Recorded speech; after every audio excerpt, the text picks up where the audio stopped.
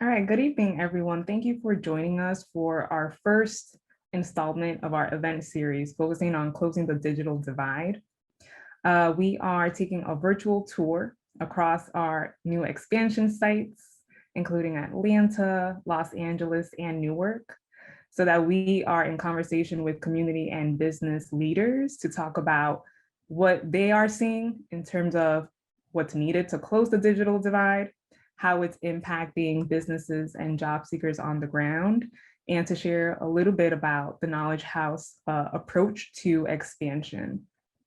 So I have a great group of panelists here from Atlanta. I'm very excited to engage with them in this conversation, and thanks for joining us.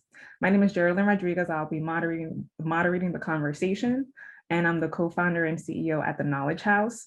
So let's just get started with an overview about the Knowledge House. So our mission is to empower and sustain a talent pipeline of technologists and digital leaders who will uplift their communities out of poverty. The Knowledge House is headquartered in the South Bronx, where we have started this work, and we are really excited to spread our new program model to cities where there is need and there are tech opportunities that should be accessible to all folks. So we're really excited that this year we announced our expansion to Newark, Atlanta, and Los Angeles. And this is an overview of our two core programs. The Innovation Fellowship is for adult job seekers looking to enter the fields of data science, cybersecurity, web development, and design. These are year-long programs, which are offered in the evening. This year, everything is virtual. We are really looking forward to having hybrid and in-person offerings very soon, and especially starting in January 2022. For our high school participants, we have the program called Kareem Karbouche Coding Fellowship. It really focuses on providing career exploration in tech and a STEAM crash course for high school youth interested in tech careers. Through these programs, we look to strengthen college and career pathways for young people looking to enter tech, especially Black and Brown emerging technologists. And we have a proven model. 3 out of 4 of Knowledge House graduates get their first job in tech after our programs. And these are some of the employers that have hired them. So we are talking about startups, businesses large and small, and Fortune 500 companies. When it comes to our expansion plan, we are looking to scale using a value-added approach, which means that we are looking for partnerships, community partnerships, corporate partnerships on the ground to assist the Knowledge House in our expansion and specifically support our job seekers in those new sites. So in Atlanta, we have engaged with companies and organizations like TechBridge, Care Atlanta, with Ryan, who's on the call today, Next Generation Men and Women, and the Women's Entrepreneurial Opportunity Project. So we're really excited to keep establishing these partnerships, meeting new folks, and building these strong relationships for the long term. A little bit more about our strategy. So one, we are looking to partner with local programs that already offer job training to upskill students. We want to bring our programs to local high schools with a focus on STEM. We want to partner with corporations to establish TKH as a talent pipeline. And of course, we want to leverage local government programs, funding, and resources. And we are building internal capacity to sustain our growth. So just over the past 2 months, we have hired a recruitment and community engagement coordinator, a new program manager, a new director of programs and partnerships, and a director of operations to help with this growth. And we're really excited to hire local program coordinators for Atlanta, Newark, and Los Angeles once we are ready to deliver in-person services. So let's kick it off to the panel. So to introduce our speakers, starting with Candice L Dixon. She is the Coalition Development Director at NPower. Next, we have Darrell Booker. He is the leader of tech acceleration for Black and African Americans at Microsoft. And finally, we have Ryan Shepard, who is the Executive Director at CARE Atlanta. Thanks for joining us. Thank you for having us, Jerelyn. Oh yeah, absolutely. Well, let's get started with intros. And to introduce you all, I'd love you to talk about your specific role and answer the question, what role does your organization play in closing the digital divide? And we'll start with you, Candice, and then do Darrell and Ryan. Great. Well, thank you so much, Jerelyn. I appreciate the opportunity to join this really important conversation this evening. As you mentioned, my name is Candice Dixon, and I work for a nonprofit called NPower, where we focus on advancing race and gender equity by providing access to individuals who have systemically lacked access in the technology industry. And so we do that by upskilling and focus our upskilling and training on veterans and young adults. My specific role at NPower is the Coalition Development Director, and there I am responsible for both leading and launching a new coalition called Command Shift, which is focused on accelerating more women of color in tech. And so, Jerelyn, as you are kind of asking us like what our organization's role is as it relates to bridging the digital divide, I'm always going to answer that question through a workforce development lens. And when I think about that, I think about a couple of things. First, the need to provide access into the tech industry, and also the need to advocate for individuals who can't advocate for themselves. And so when I think about providing access, that directly speaks to NPower and our training programs that are really, and I'm impartial, but they're phenomenal in that they are providing people with access to tech training that is free. And through that tech training, we are linking them to internship opportunities, we're linking them to mentorship opportunities with tech professionals.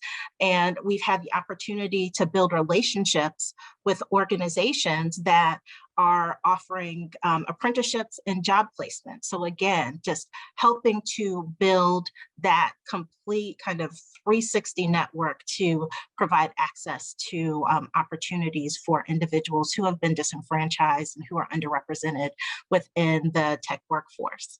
And then the other piece for us is advocacy. I think when you take a look at tech, there's a significant amount of underrepresentation. And one of the things that we're focusing on at NPower especially is the underrepresentation of women of color.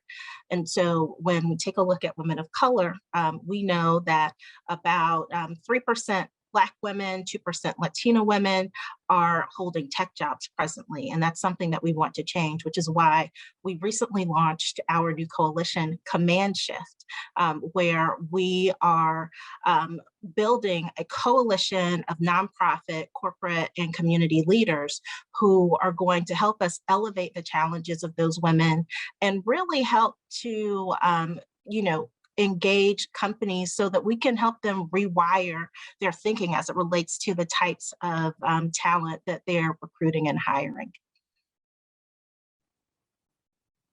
Great, thank you, Candice. Looking forward to digging more into that initiative. Darrell, how about you? Hello, thank you, Jerelyn. Candice, love to be part of that coalition. Definitely down to, for everybody to come together as a village. But once again, thank you all. My name is Darrell Booker. My official title is Corporate Affairs Specialist with Microsoft. I sit within our philanthropies organization. And more specifically, Tech for Social Impact, which was created to support our, nonprofit communities more holistically than just being maybe, a grant issuing engine, but also providing, the necessary capacity building from a tech standpoint. as of last June, created and leading one of our company-wide racial equity initiatives in the wake of the killing of George Floyd. And that one is called the Nonprofit Tech Acceleration for Black and African American Communities. And that is essentially working with nonprofit organizations across the country, big or very tiny. I say all the time, you can be, an elderly lady only teaching classes to 2 youth, an after school program, and you're not too small to be able to be part of the program that, hopefully is or set out to what I call level the playing field in terms of technology to ensure that, these community-based organizations that are essentially the heartbeat of America in my eyes, have what they need to be able to support the youth or those adults or whoever that they're serving. So, definitely through that initiative, I'm working hard to bridge the digital divide. But as a company, there's, a couple of other things that we are doing, such as our Airband team, which was primarily focused on, bringing broadband in rural areas. They're leaning in on how you address broadband affordability and device affordability in urban areas. So working to get, devices in the hands of youth, as well as bringing the needed skilling to them as well. So, that's a few of the things that, we're kind of doing to bridge that digital divide, as well as, kind of our own little incubator style program for Black entrepreneurs to kind of give them the wraparound assistance in terms of, starting up their businesses and being able to, work alongside, a Microsoft or some of these big companies as a supplier. So glad to be here again. Thank you, Darrell. All right, last but not least, Ryan. Yeah, awesome. Thank you. It's cool to be here. My name is Ryan Shepard. I work with an organization called CARE. We're famous for coining the term care package back in 1945 and for sending the first care package in 1946 in the wake of World War II. So in my role, I wear kind of a dual hat. I'm our vice president for U.S. programs, but I also serve as executive director for our innovation hub, which is physically based in Atlanta at our headquarters downtown. And what we do with the Innovation Hub is a wide range of things, but we very generally try to focus our efforts on social justice and poverty alleviation, and doing that through both the gender and racial equity lens in the US context. So we work with partners that are mostly nonprofits, but some are social enterprises. They typically share our values in some ways, especially those that physically work out of the Innovation Hub. So many of them are focused on women or girls, or some have an international component to their work. And we all kind of create this village. So we have about 8 organizations that are physically co-working with us, especially during normal times when our office is at full capacity, and a network of about 50 community-based nonprofits that don't necessarily share our physical space, but do engage with us through a digital or through a virtual community. And we think about our work as not being explicitly around closing the digital divide, but certainly doing a lot of programming and supporting partners in ways that are connected through kind of digital and virtual access. So it starts to become a really critical part of the way that we're able to connect and get our work done with each other. So we'll talk more about how we're approaching it, but it's cool to be here with y'all, and excited to be on the panel to learn and to share. Thanks, everyone. Thank you so much for providing an overview of your role and your organization. I want to get specific about what you all are seeing on the ground. I love that when it comes to closing the digital divide, you each are taking a different perspective. So we talked about skilling to close gender gaps, right? We're talking about supporting small businesses and nonprofits to make sure that they can stay connected, that they have the tech required to succeed. Ryan, your work with partnerships and connecting people, especially in this virtual world, that has to do with strengthening like the digital infrastructure that's required for job seekers and businesses to thrive in this environment, especially. So I wanted to hear specifics about what you all are seeing at the local community level. And if y'all have any stories to share about pain points, whether it's with people or businesses, and I'm really interested in understanding what has the digital divide looked like pre-COVID, and then what has it looked like since the pandemic? And I'll have Ryan and Candice answer this question. And then Daryl, I want to get the corporate perspective from you next. Yeah, for sure. So it certainly is, I think, a stark difference pre-pandemic and post-pandemic. I'll give a couple of quick examples of how that looks. So we do a program around the world that we call Village Savings and Loans Associations. It's a microfinance program. It's similar to saving circles or other forms of savings groups that are common all around the world. And we are in the process of launching a version of that in the United States that we're calling Community Savings and Lending Associations. And the part of the secret sauce around these models, historically, we've been doing this for almost 40 years around the world. Part of the secret sauce had always been the in-person component to it, that it was heavily about the community element, heavily focused on getting together. And over time, the money piece of it became less important. It really was more about the fellowship element of it. And we were just getting started with it when the pandemic hit and when everything went crazy. And we had this critical decision to make as an organization about if we wanted to take the risk of trying to continue with our pilot group. We have 5 groups that we're going to start in our pilot period. Do we want to try to continue with them in a completely virtual setting, going against our hypothesis that in-person was the secret sauce? Or do we want to pause for what we thought at that time might be a couple weeks, a couple months until the world got back on track? Well, we decided to try this virtual thing, and thank God we did, because here we are still under modified kind of living and working conditions.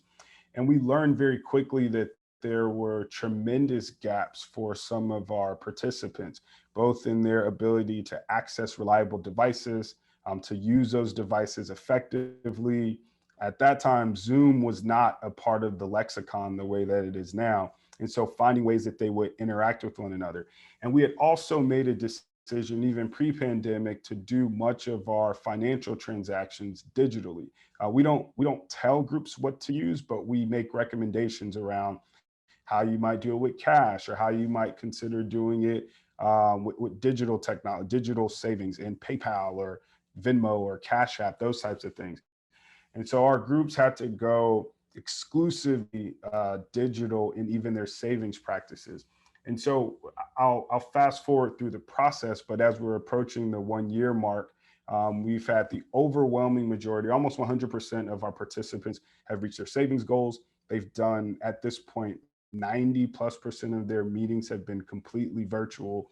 And we've seen a lot of folks grow more fluent because of participating in this program, and by extension, able to use, I think, some of those skills outside of the savings groups. And it gave us hope that we might be able to do this work at greater scale, engaging through virtual community. And I think there certainly is a lot of tragedy and disappointment that has come during this pandemic period. But one silver lining might be kind of the urgency with which it became clear how important these virtual skills are, and the opportunity, I think, for organizations and individuals to upskill during this period of time. And I hope that we would continue to see it as an opportunity for us to reach out and to support folks who still have tremendous barriers to devices or reliable internet access, or the fluency to use these systems, which are now a part of our day-to-day reality. And the second really quick example I'll give is around some jobs access work we were doing during the pandemic in partnership with the local gig economy. So we worked with organizations like Uber, Lyft, TaskRabbit, DoorDash to create food delivery jobs for folks that were across the communities that we're partnering with. And a very similar thing where we saw that some of our community members didn't have smart devices or didn't understand how they would create their profiles or how to use the applications to fill a gig or to find other work opportunities. And so it did become, again, this opportunity for upskilling so that they could could take full advantage of the program. We negotiated terms where all of these tech companies stripped out their profit component and guaranteed a living wage for all the folks that were doing our program. So we wanted them to get maximum access to that. And only through breaking down some of these barriers will we be able to do that. And there's still tremendous work for us to do around that. Thanks so much for sharing that, Ryan. A lot of that resonated with me because, you know, the Knowledge House has always focused on skilling. And we know that some job seekers aren't ready for the Knowledge House job training program because of that lack of digital literacy, right? But especially since the pandemic, we have seen digital fluency and web fluency especially is so critical, not only for your average job seeker, but now your average entrepreneur. You know, so you just gave us a story just confirming that. So I'm gonna hand it off to Candice. Would love to hear what you're seeing on the ground. Yeah, and so when I think about the digital divide and I think about Atlanta specifically, it's kind of personal for me because I love the city. I've lived here for 15 years. I've come of age as an adult in Atlanta, and there are so many kind of rich experiences that we have here. Atlanta has a very rich history in civil rights and civic engagement. Atlanta has a really rich culture in arts and entertainment. Atlanta also has a very thriving business community. And so when you take a look at that, you would think, well, why would we have a digital divide in the city? But then on the flip side, we know that Atlanta leads the country in income inequality and economic mobility. And that is a huge issue. And so, of course, when we're taking a look at bridging the digital divide through a workforce development lens, it's all about providing access to job opportunities that are going to help elevate individuals who are, at the bottom. And what we want to do is we want to be in a position where we're able to pull them up. And so that's why upskilling is so important. And that's why beyond upskilling, building the relationships that we have with our corporate partners so that they're not only investing in our training, but they are agreeing to hire our talent is important as well. And so, this is also important to us because, when I think about this past year and the challenges that we've all had to overcome with COVID, similar to what Ryan shared, when COVID hit, we all had to pivot very quickly. And so at NPower, for a program that was done in person where we have people who are physically building computers and taking them apart, we had to figure out what that model would look like so that they would have some very genuine experiences that could translate into meaningful workforce skills. And so that pivot happened very quickly. We were actively working to make sure that people had access to laptop computers and also broadband access. And we gave out several hotspots so that we could continue our training program, because the one thing that we didn't want to do was stop this training that, in our opinion, is life-changing, right? And then when we think about women and opportunities for women, we just see this as a huge opportunity. At the end of last year, the jobs numbers came out and there were more women. The total of jobs that were all lost by women, right? And that's extremely important when we think about who the primary breadwinners are and who the head of households are within a city like Atlanta. And so to be able to provide connections to job opportunities for women of color who were disproportionately impacted by the pandemic and the job loss within the pandemic is something that's extremely important to us. And it's why we're doing the work that we're doing at NPower, especially as it relates to our new coalition command shift. Thanks, Candice. So one of the reasons why the Knowledge House decided to expand to Atlanta is because of this thriving business economy that you're talking about, where there's a lot of corporations, they are headquartered in Atlanta, and there are a lot of startups that are growing in Atlanta. Yep. You see a wave of young professionals flocking to the city, right? So we know there's a lot of opportunity there, but we also know there are so many disparities. We know that the majority of folks in Atlanta are Black women. Yep. We also know that across the country, like other major cities, most of the technologists in these jobs in tech are white males, right? We also know that when it comes to new businesses, those new entrepreneurs are Black women, but they are only getting 1% of funding.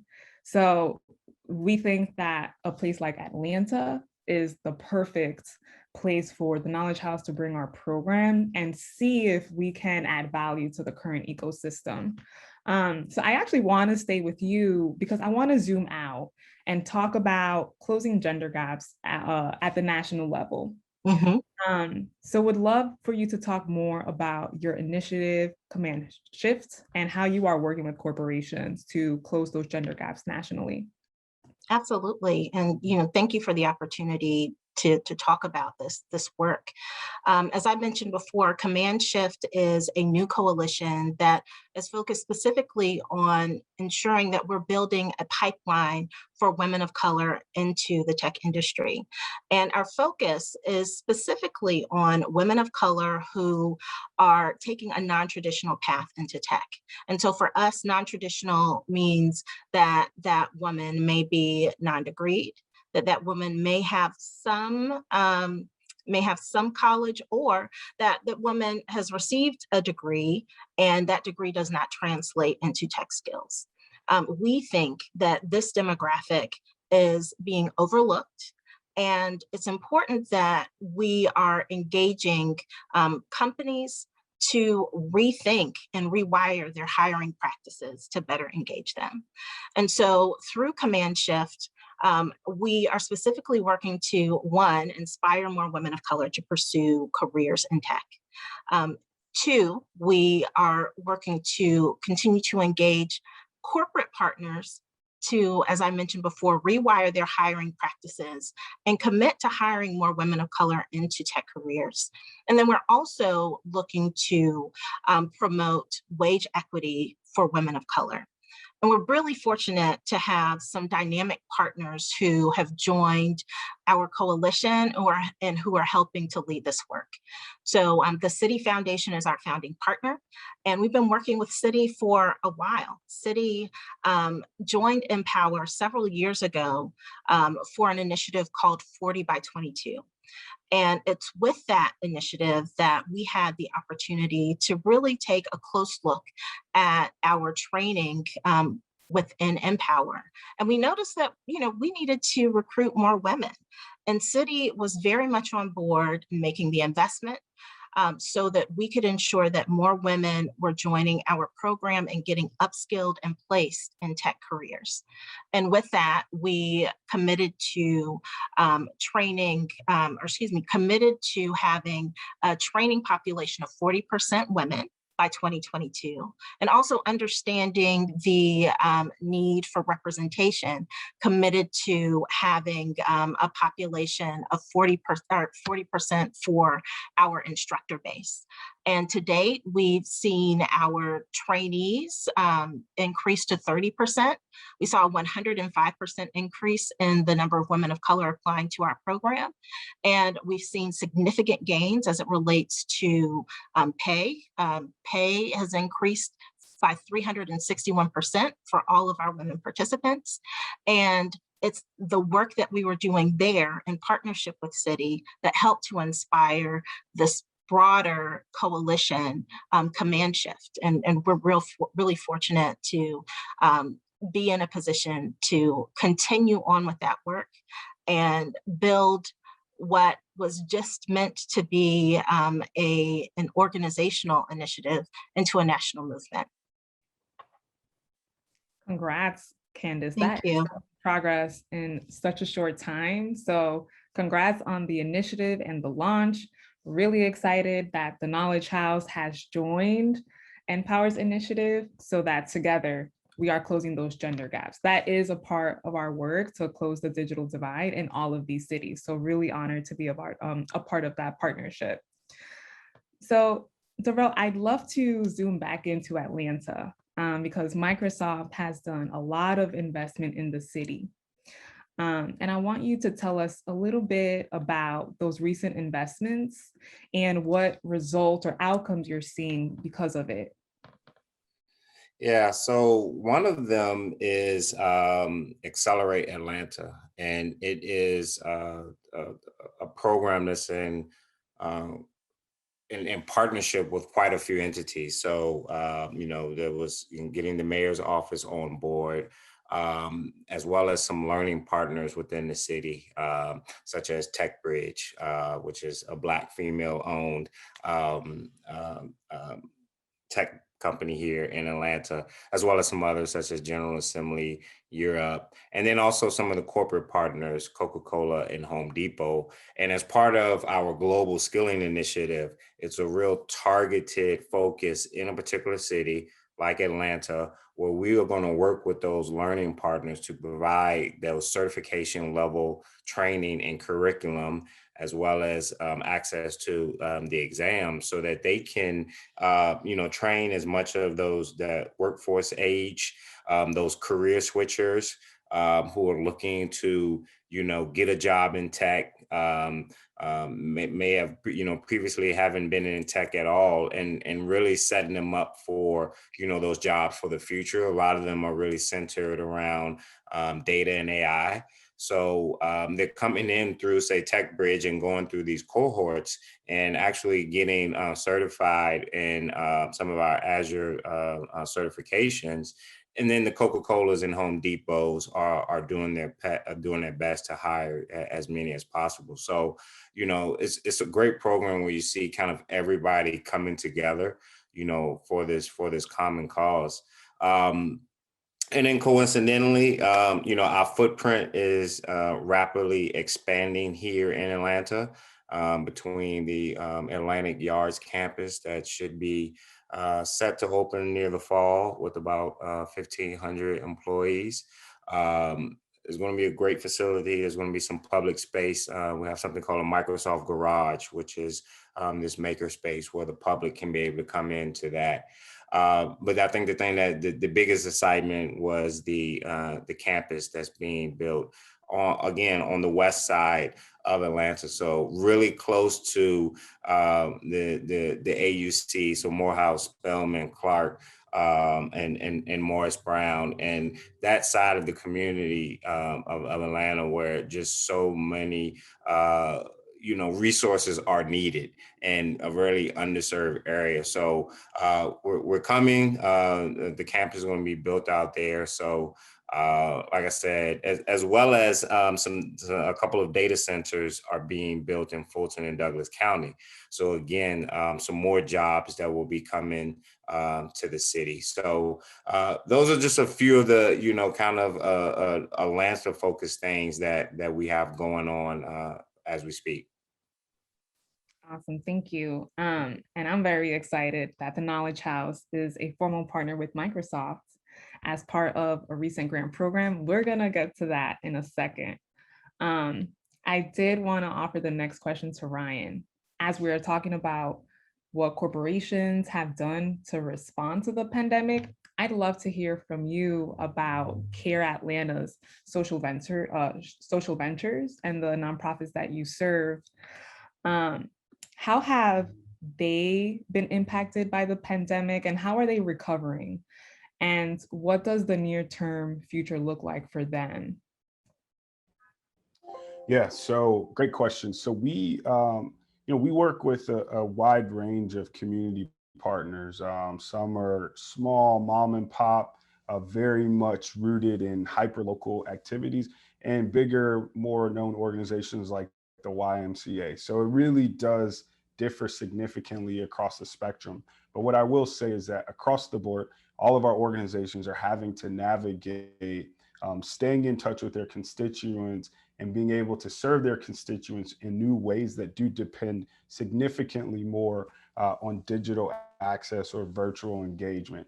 And that for some is a new thing. And for many of the constituents that we work with, it is absolutely a different way of living and a different way of moving. And so, we see part of our role as ensuring that those gaps don't become reasons that community organizations or community members are left behind as we charge ahead. So again, using the example of our workforce program, when we're partnering with an organization like TaskRabbit, all of the engagement tools are through smart devices.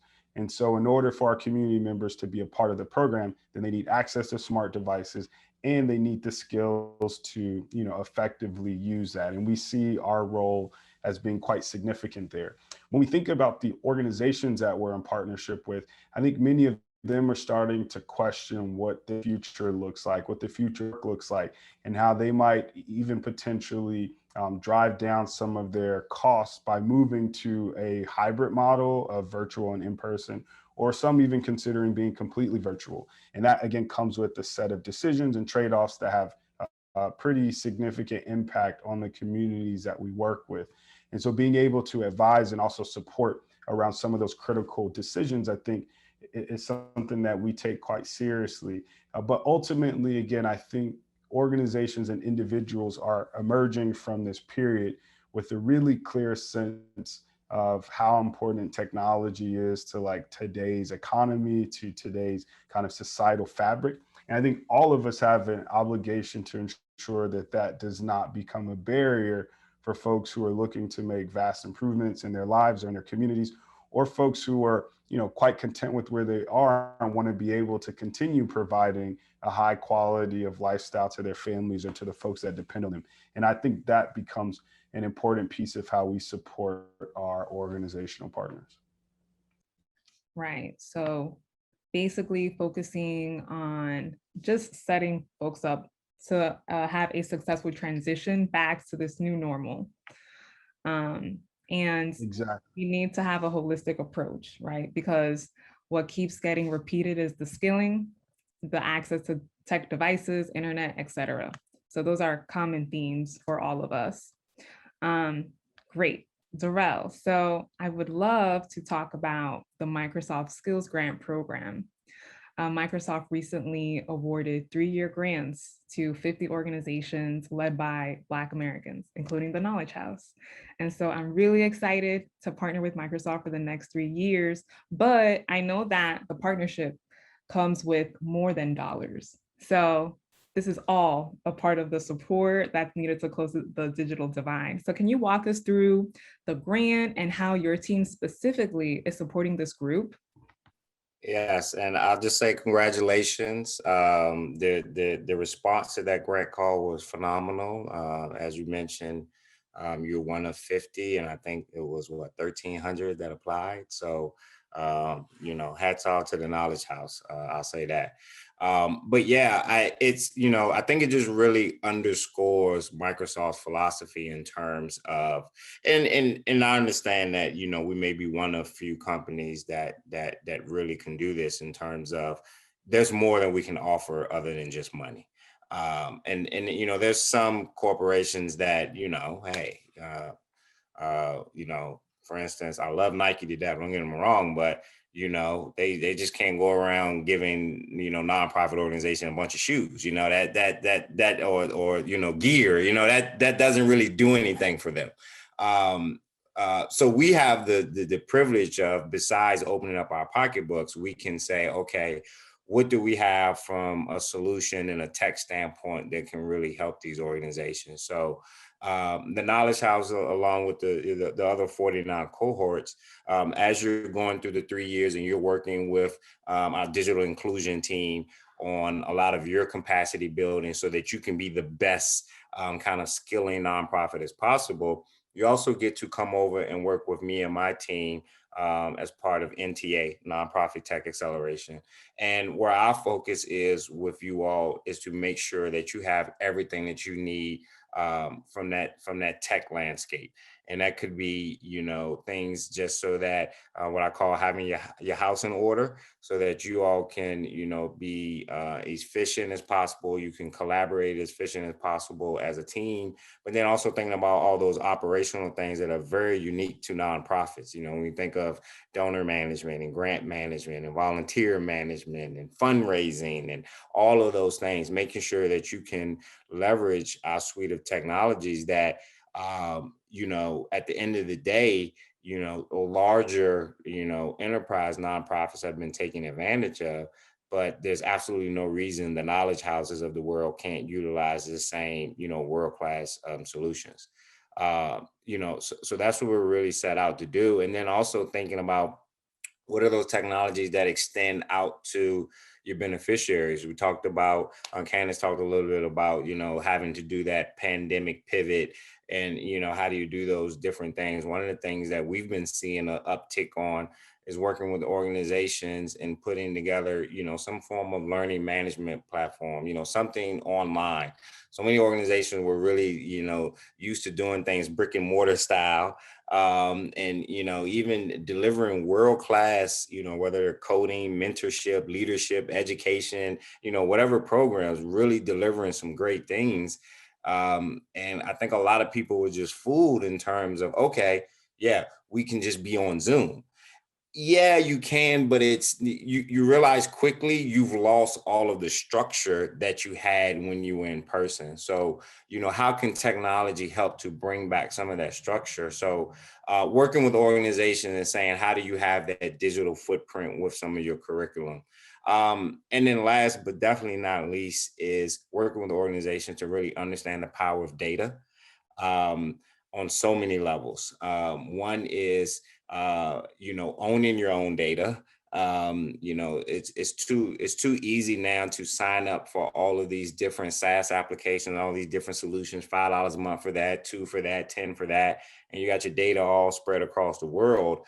But when you need to, really do that work of looking at all that data in one spot and really analyzing it all together, without having this kind of concept of a data warehouse so that you can do that, you're really missing out on getting those insights to really see how impactful you are as an organization. I tell people so many times that, these community-based organizations, you all are usually doing life-changing behavior for your beneficiaries.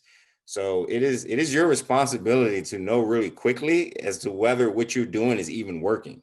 And too many times people just go off of that with that feel good and it feels like I'm doing good work, but have absolutely zero data to back it up. So data is key for that. Another thing that data is really great for is so y'all can keep going out there and getting those grants and writing those reports and doing additional fundraising.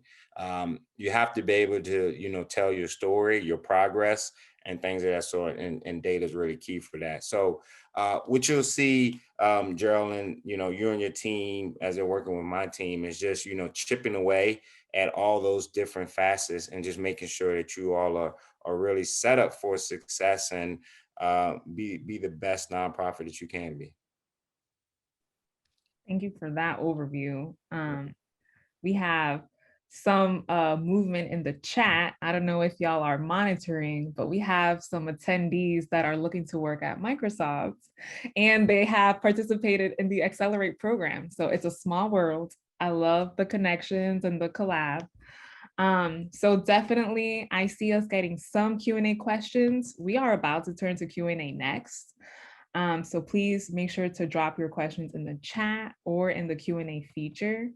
And to close us out, I'd love to ask all of the panelists this last question. So as the Knowledge House expands to Atlanta, what feedback do you have for myself, our staff, and our supporters? We have a bunch of corporate partners and volunteers that are fired up to support expansion. So what words of advice would you offer? I'll jump in and say that number one, I think that you're doing the right thing, and that's, doing a listening tour and going around and talking to people who are on the ground. And I think, by extension of that, not just having conversations with the corporate partners, but, going and diving deep into Atlanta communities. Atlanta is very community focused. And so understanding that dynamic and the communities that need the support and the types of supports that are already kind of being placed in those communities and where you all can provide a gap, I think will be helpful. And then the other piece, and I know that you're talking to, you know, multiple nonprofits and companies, but I am a former United Way employee, and I always kind of represent them just because I believe in their ability to convene and connect organizations.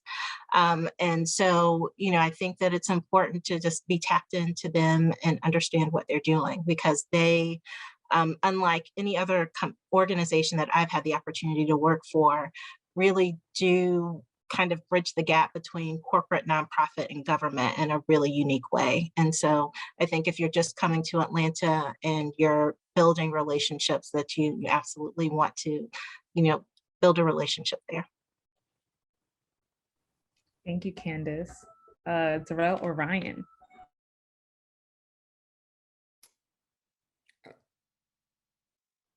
Go ahead. I'll jump in.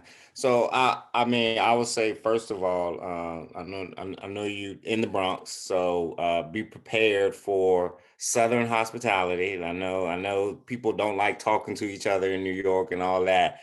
Quite the opposite here. So be fully prepared to meet a lot of people. A lot of people are going to introduce you to more people and more people and more people and more people. And you be prepared for all type of social outings, because that is where so much of the networking happens. Your Saturdays and Sundays will start to feel like Monday through Fridays, because it is just such a busy city of life, and just so many. It's amazing just to see so many Black people doing so many great things and opening so many businesses. So you know, just you know, take advantage of all those opportunities. I definitely say that. And then I think, you know, Candice gave some great advice. I think also too, you know, if there's anything that you can do to, you know, forge as many relationships with, you know, hiring companies. I think that's really needed. I'd hate to see, not only for you all, but just kind of in general, you know, still if there's still such a disconnect from those that are doing the great work that you all are, and you know, those numbers you was giving earlier, you know, 1% or whatever, et cetera, and we're not placing enough of our people in jobs. So you know, if there's anything, you know, some of that New York swag you can bring down here to be able to make some of those relations with those hiring companies and really get people in the jobs. I'll tell you this really quickly. I was talking to a young man the other day, for those in Atlanta, a water boy, and was chatting with them. And the young man told me he was OSHA certified, CPR certified, and certified to fly drones. But this young man is on the corner selling waters. And you know, that to me, that was almost the epitome of, you know, there's not this, you know, this holistic, you know, connecting the dots from, you know, being able to, you know, get all the proper training and then making sure that people will be able to get jobs. So if you can come and solve that, you'll be Woman of the Year for Atlanta. We got y'all, Darrell. No, I mean, we are excited. A lot of our corporate partners, they're global companies, you know, and so they are excited that we are spreading our program to new locations. And right now they're hiring remote technologists, right? So the opportunities are really endless. There's more opportunities now than ever. So I'm really excited to like jump on that. Ryan? Yeah, I'll be quick. So I agree with everything that was said.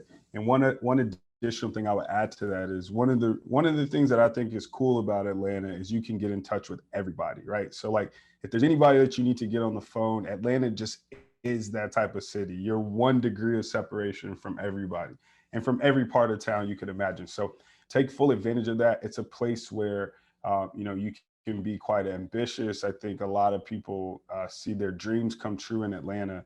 And that type of energy is part of what continues to attract more folks there. So I think, you know, really tapping into that. And last thing I'll add, and both Candice and Darrell hit on this a bit, it's important for Atlanta to do better and do more for native Atlantans. Like, you know, I feel like for me, I'm from LA, I'm from California, moved out to Atlanta, lived this amazing life, but those opportunities should also be available for people who've been in Atlanta for many generations. And unfortunately, we don't always see that as the case. And so, and that's not an act of benevolence, that's an act of respect, in my opinion. So if we're gonna come to Atlanta and we're gonna come to somebody else's neighborhood, somebody else's place, we need to make sure that they're a part of what we're doing and that we all are working together. Absolutely. Those were gems. And thank you so much. Appreciate that. So we are running out of time and there's a few questions in the chat. So before we close, I'll share 2 questions and then I will talk about the program that's coming up and how folks can apply. So really quickly for you, Darrell, there's a question from Philip about when Microsoft will provide the next cohort with funding. Do you know a quick answer to that? I'm not sure what he is referring to. I think he's talking about the Microsoft Skills Grant. Like it's 3 years, right? TBD is Okay. my official answer. I'm sorry, that's all I can say. Right. Thank you for your question, Philip. And Takia, you have a really great question. She's asking for suggestions with countering Zoom fatigue, especially for college-age students, as her son is interested in software development training, but he thrives in a structured classroom environment. Any advice? Maybe from you, Candice, or what Darrell and Ryan are seeing from the businesses they support and how they're dealing with Zoom fatigue? I think we all deal with it. Right. I don't know if anybody's figured out how to hurry up and open offices and schools and buildings. I mean, I'm just don't really know because I'm sitting here saying, how can I answer it when I'm fatigued as we speak? Yeah. So. I mean, I think that, you know, we have to meet people where they are. And, you know, there's some companies that require that the camera is on all the time. And sometimes when you're on Zoom all day and looking at a screen all day, sometimes it's nice to just listen. And so I think, you know, asking, you know, is there an ability for me to just listen in and turn off my screen? You know, I think the Zoom fatigue also can be managed and really needs to be managed on the end of the people who are presenting, and just figure out how you can be more engaging, figure out how you can adhere to like shorter meeting times. You know, I think, you know, we spend a lot of time trying to engage and build relationship because we are just kind of talking through a screen all day. But doing that all day for an extended period of time is challenging, especially for our children. And so it's just a matter of figuring out the best places to get them really excited, but also the best opportunities for us to be able to kind of shut down and let them do work and kind of move forward. But I'm like you, Darrell. I have Zoom fatigue every single day, and I don't have a solve to it. And I was working from home prior to the pandemic, and I wish that I could say that there were some lessons that I could share with you. Fortunately, they're not. It's Zoom. I'll add one quick suggestion, and it might or might not work, but with our savings groups, some of our savings groups members formed like mini pods within the savings groups. And so they would get together and take their calls together, maybe 2 or 3 people on one computer or one device. It doesn't solve for it completely, but it feels a little bit more like community. And if there's a safe option to do that for your son, maybe, you know, someone else is in the class or another classmate who lives nearby, it might help, but it certainly isn't a perfect solve for it. And I think, yeah, everybody's just tired of Zoom. I don't need to Zoom again ever in life after all of this. Well, thanks for those suggestions. I think we're all going to continue figuring it out together as we transition into this new normal. But thank you all so much for your time, for your insights and your contributions. Thanks to our attendees and thanks for the questions that came in. In the last minute, I would love to wrap up and say thank you to everyone for their support, our volunteers, our supporters, and our community partners, you all who are helping us with best practices and this generous advice.